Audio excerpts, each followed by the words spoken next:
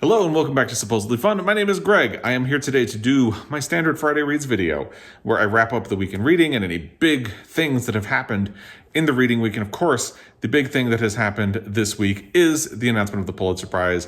And I already did a reaction video and a Pulitzer Prize takeaways video where I talked a little bit more about some thoughts from that. I'll link both of those videos down below if you would like to check them out, if you have not already. I will say really quickly, I did the Pulitzer Prize takeaways video really quickly. I mentioned in the beginning of that video that I had originally been planning to do a quick recap of some additional thoughts I had about the Pulitzer Prize announcement at the beginning of my Friday Reads video, right here. But then I realized I had enough little thoughts and reactions and things that it might be worth its own video.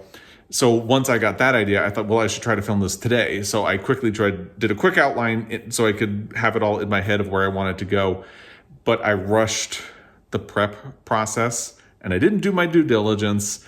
So there are a couple of errors in that video that I really regret. For example, I completely forgot about Colson Whitehead somehow. Don't know how that happened, but I did. No explanation, no excuse. It happened because at the end of the video, I talked about some stats that have to do with the Pulitzer Prize, specifically on the topic of diversity. And I said that only 4 Black authors have won the Pulitzer Prize for fiction, 2 men and 2 women. I completely forgot about Colson Whitehead. And again, don't know how that happened because he did it recently and he is one of the only authors to win a Pulitzer Prize for fiction twice. Both recent.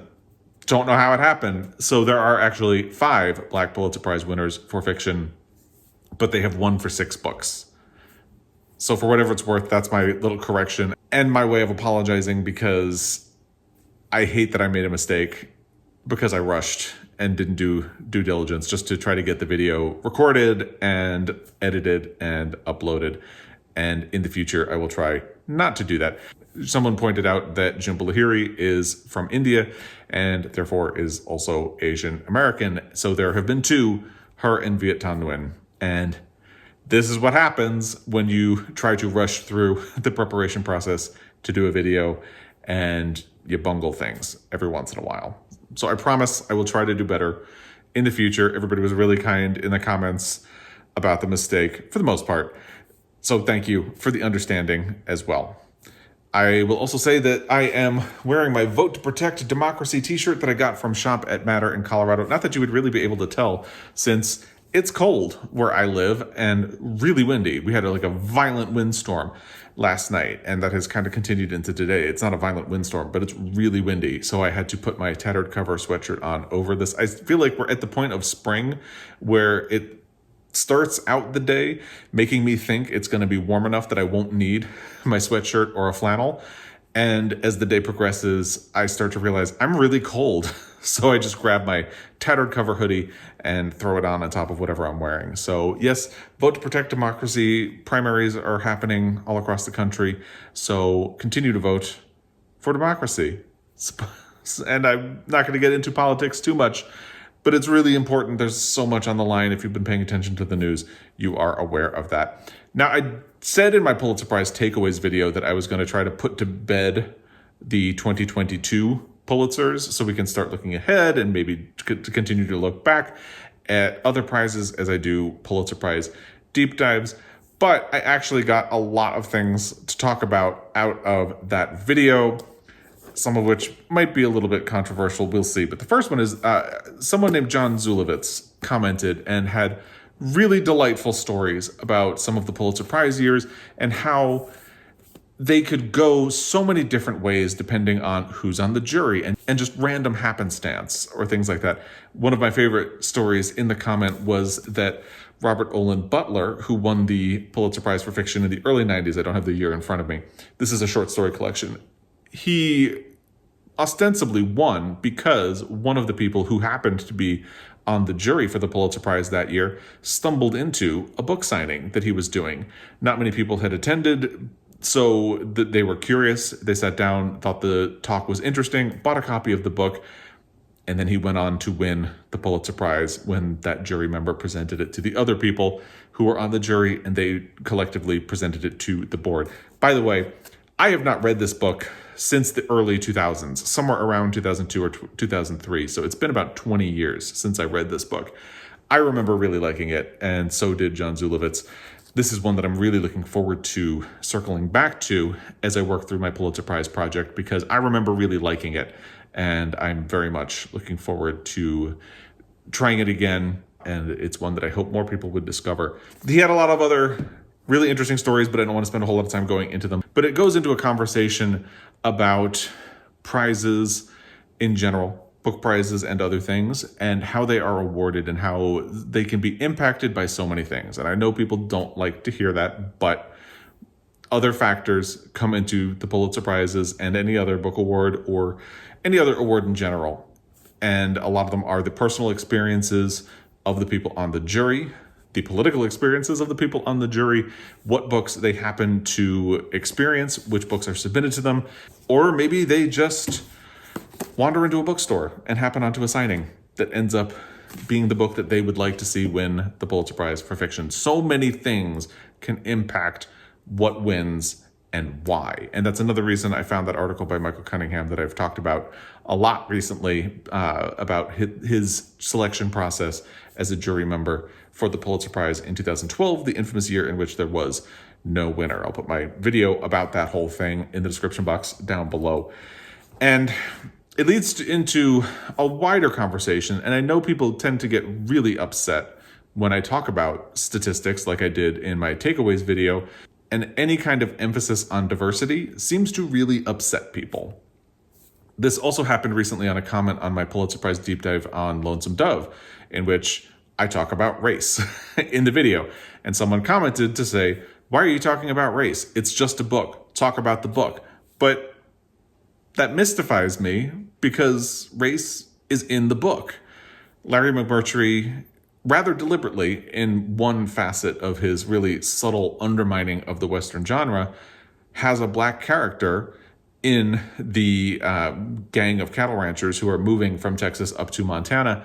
And what's really interesting about it, the thing that kind of subverts traditional Western or American storytelling tropes about this kind of thing, is that this black character is not a servant. He's not a slave. He's not the cook. He is a cowboy in their group. And not only that, he is the best and most reliable cowboy in the group. So Larry McMurtry has this really subtle commentary on race in America going on underneath the surface of that book. And it's interesting, and that's one of the things that makes it an interesting book to talk about. So, but people get upset about this kind of thing. It usually comes up when I talk about Nobel Prize winners, because the Nobel Prize is an award that has a particularly bad track record when it comes to diversity. The majority of winners of the Nobel Prize are either from Europe or North America, and they tend to be white. And what's particularly bad for that prize is that they label themselves as a global prize. And you can't really call yourself a global prize if the vast majority of winners are coming from Europe and North America. And the thing that really makes people upset about this kind of conversation is, well, it shouldn't be about where you're coming from. It should be about what the best book is. But one thing that I've talked about a lot recently, and I even talked about it in the beginning of my Pulitzer Prize takeaways video, is that what you define as the best is subjective. What you call the best is going to be different from what I call the best, and different from what somebody else calls the best. And a lot of that also depends on where you are in the world, because where you are in the world will have informed the style of literature that you have been surrounded with, the culture you've grown up with. You might have different folklore and fairy tales and methods of storytelling that are going to be different from what you would find in a different geographic location. And that's okay. That's fine. It makes it really difficult to parse out what the best is in any given genre. But again, if you call yourself a global prize, you need to be able to account for that. You can't just have the Western mindset of somebody in Europe reading European literature and judging it based on those criteria. And for something like the Pulitzer Prize, which is an inherently American prize, it is supposed to go to a distinguished piece of fiction by an American author preferably dealing with American life. That is the mandate of the Pulitzer Prize for fiction. And America is a very vast, diverse country. You can get into statistics about the census, but the majority of the authors who have won are white and male. It's a fact. And there are a lot more stories to tell in this country. And I take this very seriously, and I get a little defensive about it, because when you say we shouldn't have to worry about diversity or who somebody is or look for an author of a specific type, we should just think about what the best book is. And that's a problem because, as I've been saying, it is really difficult to define best. And there are a lot of different ways to think about something that is the best. And the conclusion that you reach is going to be different from what somebody else reaches. And here's the other thing. I'm not saying you need to look for an author of a specific background. I'm saying you need to give a fair chance to authors who are from a different background. And if you do, the makeup of the prize, that is the winners, and the topics of which they write about are inherently going to be more diverse because you are remaining open to a whole lot of other things. And when you say we shouldn't be looking for a specific type of author, what you're actually saying is we shouldn't have to worry about diversity because the status quo is fine. We should let things be the way they are. And the current state of things is that white men tend to win the majority of everything. And that's really boring. And it's really unfair. And the thing is, the way society has structured a lot of the way we think about literature is that they have created a very narrow mindset about what qualifies as quote unquote literary content that is rewardable. And spoiler alert for my book haul for the month of May, The Love Songs of W.E.B. Du Bois by Honorée Fannone Jeffers just arrived today. I had pre-ordered it in paperback. It's still a brick of a book, but this is so much easier to hold than the hardcover, so I'm really looking forward to finishing this book. One thing that has been interesting about this book, as Honorée Fannone Jeffers has done interviews and publicity for this book, is that she has repeatedly described this as a kitchen table epic. And what she means by that is that it focuses on things that have not been seen as important in the past, things that are emotional and intimate and black and female. And that does not fit the traditional, again, narrow definition of what is literary.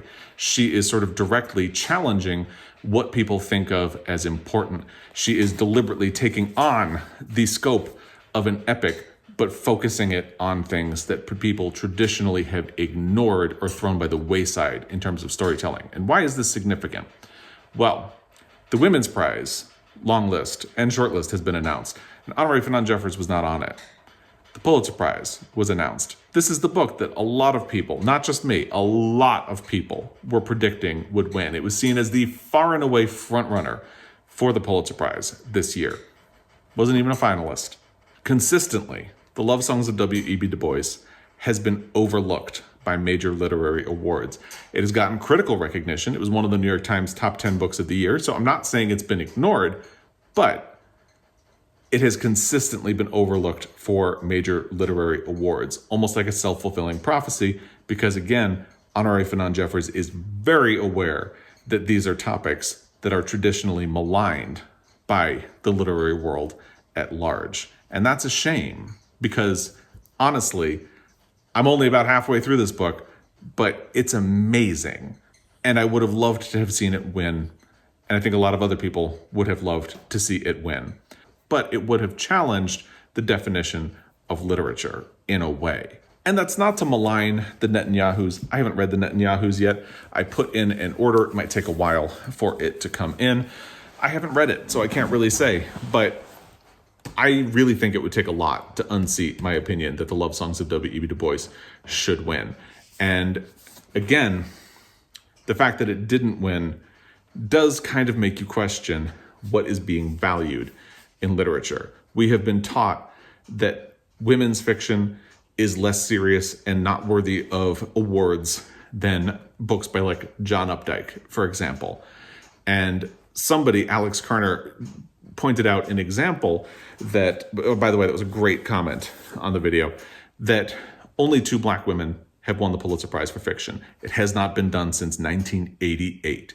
You can't tell me that there haven't been great books by Black women since 1988. In fact, if I were in charge of the Pulitzer Prize every year, I would have given it to 3 of them in the past decade. But the last one that won was Toni Morrison for Beloved. And furthermore, I think Toni Morrison should have won multiple Pulitzers, at least 2 in her career. She only ever got 1 for Beloved. And what Alex Kerner pointed out about this is, if you look at the 2 books by Black women that have won the Pulitzer Prize for fiction, they are The Color Purple and Beloved. No less than books that were recognized immediately as classics. So the bar for a Black woman is perfection. If she does anything less, she might not have a shot. But if you're a white male author, you might be forgiven for a lot. And the example Alex Kerner used is Less by Andrew Sean Greer. And I happen to agree with that, because I think if Less was a book that was written by a woman and that featured a female protagonist, it would never have been taken seriously for a literary prize, let alone the Pulitzer Prize. And in fact, that is one of the years in the last decade where I would have given the prize to a Black author instead, and that is Sing Unburied Sing by Jesmyn Ward. And that's no shade on Less. I'll talk about it more when I eventually get around to doing a Pulitzer Prize deep dive on it. But my spoiler alert for that is that I think Less is a perfectly fine, very agreeable, fun book that probably didn't really have any business winning a Pulitzer Prize for fiction. That's just my opinion on it. And by the way, if you're keeping score, because I find this interesting, there are 4 instances in the last decade where I would have given the prize to a book by a Black author that was not even a finalist. And they are, of course, The Love Songs of W.E.B. Du Bois by Honorée Fannone Jeffers from this past year. And I would have given it to The Secret Lives of Church Ladies by Disha Philyaw last year. In 2018, I would have given it to Sing Unburied Sing instead of Less. And in 2014, I would have given the prize to The Good Lord Bird by James McBride instead of The Goldfinch by Donna Tartt, which I DNF'd. And what's significant about all 4 of those books is that they heavily deal with race and the Black experience in this country. And while they were critically lauded, Good Lord Bird even won the National Book Award, they didn't ultimately land on the Pulitzer Prize finalist list. So something about these stories is not landing with the Pulitzer jury every year or the Pulitzer board. And there are instances where it does. Colson Whitehead is a 2-time winner. But since we're talking about my world as well, in my universe, he would only have 1 Pulitzer Prize, and it would be for The Nickel Boys. I'd probably give him that one. But the year he won for The Underground Railroad, I would have given it to a different Black author, and that's Yaa Gyasi for Homegoing, which I think is a fantastic book. So the fact that he did win twice for the type of books that he won for indicates that the Pulitzer Prize is open to this type of story. It does. And it indicates that there is progress being made, which is good. However, when you have this many instances where you can point to something that should have been recognized and wasn't, it's not good either. And I'm not trying to lecture anybody. I'm just trying to say diversity is important. And it doesn't mean you go searching for a specific type of book to give the prize to, because that would be dumb. But it does mean you remain open and aware of all possible authors and stories, and you don't close in on a specific thing. And again, I'm not trying to throw shade at the Netanyahus. I haven't read it yet, but we need to have these conversations, because yes, the Pulitzer is doing better. The Booker, by and large, is doing better. Bless their hearts, the Nobel Prize is trying to do better. They're not 100% succeeding yet. They have done more performative talking than they have done action so far, but they might. But if we're not having these conversations, performative talk will never turn into action. So we need to talk about it. And I hope that makes sense. And again, I'm not trying to lecture anybody. It sounds like I am, for sure.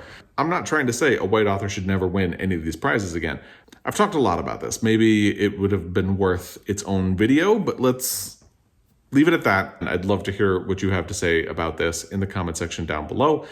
Keep it respectful and let me know. I do think we've made a lot of progress, but I do also think we need to hold these prizes accountable, because what they are doing is certifying what is considered quality literature.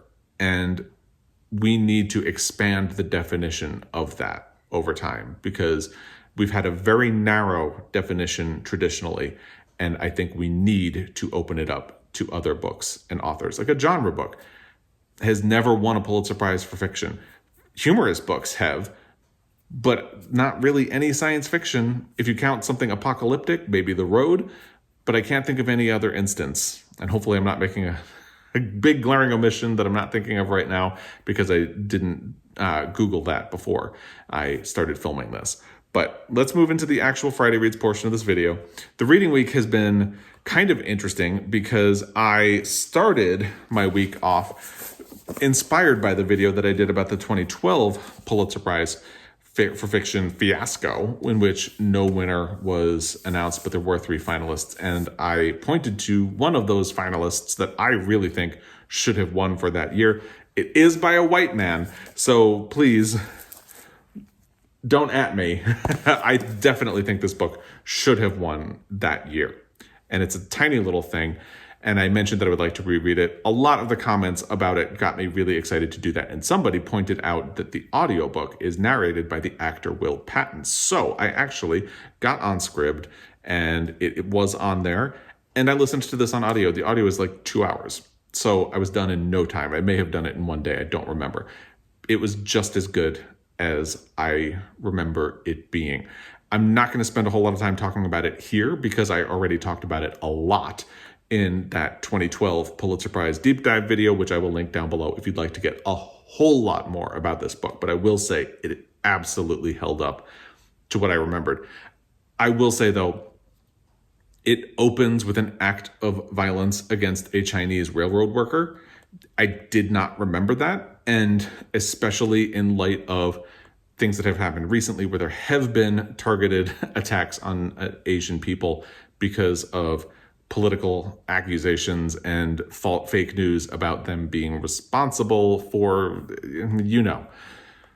it's dumb and it's infuriating. So that made the opening of this book a little shocking and difficult. But by and large, it was still as beautiful and haunting as I remembered it. And I still think it absolutely should have won. And Will Patton does a great job with the audio of this. I would recommend seeking that out. So that is the only thing that I finished this week. I did come a little close to finishing Before Night Falls by Reinaldo Arenas. I had a bit of a wake up about this book this week, because I've really been getting through it very slowly. And sometimes when I'm getting through something very slowly, it means I'm not enjoying it. I was explaining part of the book to Joel, and I just suddenly stopped and thought to myself, am I not liking this book? So I started talking with the other people from the LGBTQ in Translation read along. I will include the link to that down below. This was the official choice for April and May. And a lot of people are having similar problems with this book. There are really beautiful lines and moments in this book, but I feel like the writing leaves you at arm's length in ways that are really curious. And although there are really great observations about what it is to be sort of alienated and isolated from your family, from your society, sometimes literally because he is forced to immigrate from Cuba to the United States, there are great lines about it. And yet it feels like a lot of the most interesting things about this book are context that I bring into the book and not context that he's giving me as a reader, which is interesting. So I kind of put this to the side this week to focus on some other things, and I'm not committing to DNFing it yet. I'm going to pick up some other things, work my way through some other books, and revisit. And maybe I'll stop. But I did make some progress this week, and to be determined how I'm going to handle this book. I would like to finish it since it is the LGBTQ in Translation read-along selection. And speaking of that, the runner-up this month, or for this 2-month period, was Disoriental by Négar Djavadi, translated by Tina Kover. I started this on audio this week, and I wasn't really into it. Somebody in the group commented to say that they had a really hard time orienting themselves to the book. So once you get over that hump, it's better. I don't think I've gotten over that hump yet. So I stopped listening to it, started a different audiobook, and I'm probably going to revisit it next week. and see if I have a better experience of it, especially since that person said that they did manage to get to a point where they were enjoying it. So what did I do instead of those? I started listening to the audio of Remarkably Bright Creatures by Shelby Van Pelt. This is something that has come recommended from a couple of different places, and I was doing the audio because Michael Urie is one of the two narrators of it. And I'm really enjoying two storylines in the book. There's a third storyline and even a fourth perspective that I wasn't really expecting from the description of the book. The description of it is that there is a woman, Tova, who is a cleaner at an aquarium, and she forms an unexpected relationship with Marcellus, who is an octopus, and the octopus is the other part of the storyline. From what you know about the book from the blurb, Michael Urie does the narration of the octopus in the audiobook. It's great. And they sort of help each other because he is held captive. And in the very first chapter, I believe, he sort of lets you know octopuses only have a short lifespan of about 4 years, and he is getting ready to hit year 4. So he probably does not have a whole lot of time left. And you get to know Tova as someone who is grieving the disappearance of her son, who's presumed dead many years earlier. And I think there's going to be some sort of solution to what happened to her son over time, but they sort of help each other in the end. They form this close bond. But there are 2 other storylines in the book, and I really was not expecting that. And I think the additional storylines are bringing the book down a little bit for me right now. We'll see. It's a cute book. I'm enjoying it. But one of the stories is the perspective of I think he's going to be a sort of love interest for Tova. I'm really early in the book, so that's not really a spoiler. That's me speculating at the beginning of the book. And I'm not sure we need his narrative, but maybe there will be a payoff down the road in terms of that. But then there's also this young guy who is not able to get his life together, and every time he takes over the narration, and it feels like he's getting more narration than Tova or the octopus, it just drags the book to a halt for me. I'm really not interested in him as a character. And again, maybe there will be a payoff further down, but he's like the definition of what I'm not interested in literature right now, which is that he's a sort of entitled white guy who can't get his life together. I'm a white guy who can't get his life together. I don't need to read more of my own story. So it's just not where I'm at right now. So the fact that he's getting so much of the spotlight is kind of dragging the book down for me a little bit. But I'm really looking forward to continuing in the book and seeing where it goes, because it's really interesting. It's a fascinating idea for a story as well. So I'm looking forward to getting further along in that this coming week. And I also picked up the e-galley that I have access to of Solo Dance by Lee Kotomi, translated by Arthur Reiji Morris. I'm really early on in this book because a couple of times this week I've been sort of headachy as we get into bedtime, and instead of reading before bed, I just go to sleep and try to manage the headache. So I haven't made a whole lot of progress with this book yet, not as much as I would like to.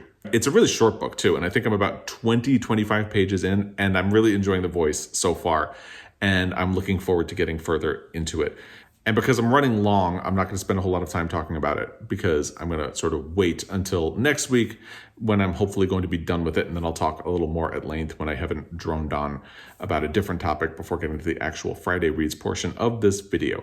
So that's what I'm going to be working on this coming week. That's what I've finished. I'd love to hear your opinion about anything I've talked about so far in the comment section down below. Again, I feel like I do get a little defensive on the topic of diversity in book prizes. And part of why I bring it up is that I think it's something that really does need to be addressed and monitored.